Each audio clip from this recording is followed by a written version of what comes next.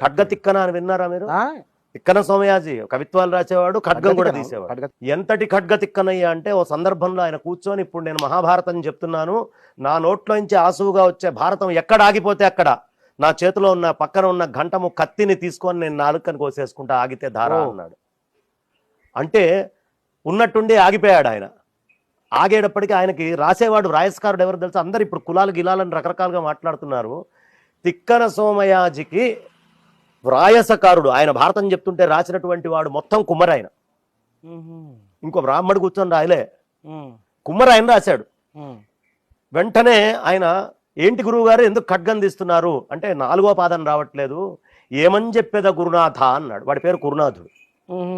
ఏమని చెప్పేదా కురునాథ అంటే, గురువు గారు ఛందస్సు సరిపోయింది, 4వ పాదం వచ్చింది అన్నాడు. అర్థమైందండి? అంతటి పాండిత్యం ఉండేది పూర్వం. మనమంతా ఏదో తెలివి తక్కువ వాళ్ళని తీసి పారేస్తున్నాం కానీ